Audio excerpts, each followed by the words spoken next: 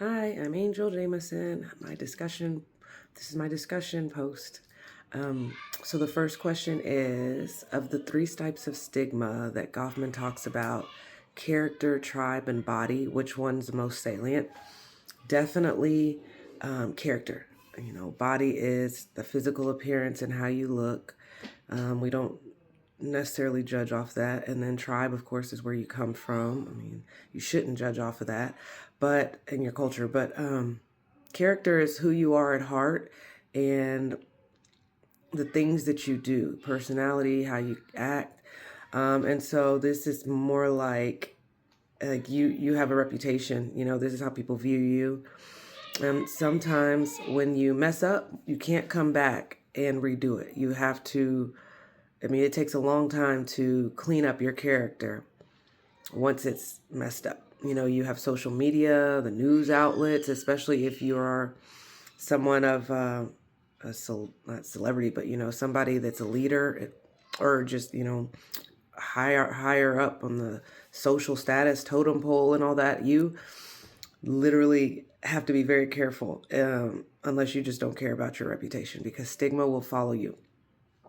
Um, it can decline rapidly, and it can also rise rapidly in the middle of these social media ages. You see people become famous very quickly based on the followers, but they can turn on you in a heartbeat. So the next question is the courtesy stigma, the concept of courtesy stigma.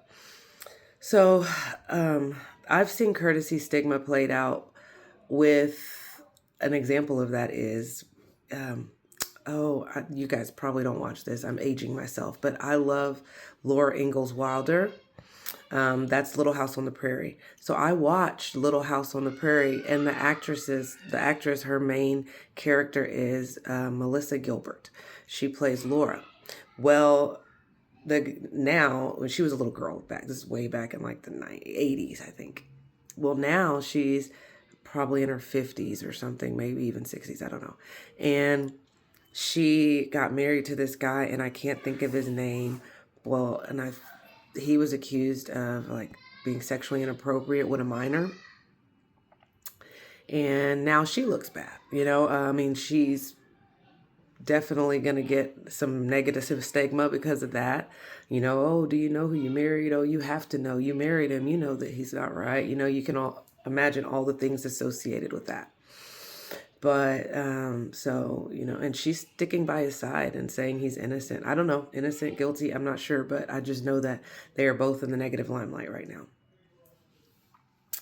A component of the stigma communication model are the cases in where individual stigma is not seen as responsible. I know of a case I recently saw on social media, maybe a couple of months ago. It was a guy. He was a big old guy, big black guy, and I think he was in high school. And I don't know what the teacher said to him. I don't know what actually transpired, but you could just see him cringe. And then he just starts punching this woman, and she's a woman teacher. And he just starts punching her in the face. And people were scared to like get on him and stop him, maybe because of his brute strength. But you could tell like that he was not all there. His, like maybe severe autism or Down syndrome. I don't really know what he had, but he technically, yes, he is responsible, but also he gets kind of this unspoken past because it's like, hold on, he something spooked him, something made him upset, and he doesn't have the wherewithal to have self control. And I think it depends on the individuals that love him and that nurture him and care for him to make sure he's not in these places where he can be harmful to others or to himself. So, I don't know. I don't know if he should get prison time.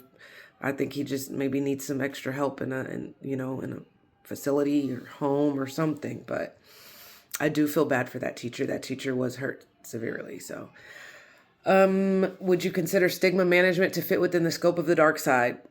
Yes. Stigma can definitely change. When your stigma changes your reputation, people can mess up one time. One good example is pastors or like clergy. We put them on such a pedestal. I mean, I go to church and I know I care so much about my pastor. And, we look at them sometimes as being extra holy and they don't mess up. But the truth is they are human. But if they mess up, and if the church finds out, unfortunately, it's like this, that, you end up judging them, and then they're held to this higher standard of measurement, and they can lose their position, all kinds of things. They go into depression. I know of a guy who just started a counseling center for people that are clergy and political people that are high up, because you don't have the room to mess up. You don't have the room for error. It can cause depression, concealment. You can avoid people. Lots of people even end up committing suicide because they felt there was no way out. They lost their reputation. You lose your family, you lose all the things that mattered, based on stigma. So I do believe that it definitely crosses into the dark side of communication. And also, I'm really sorry that my kids were yelling in the background. It's summer, and so it's just a lot going on.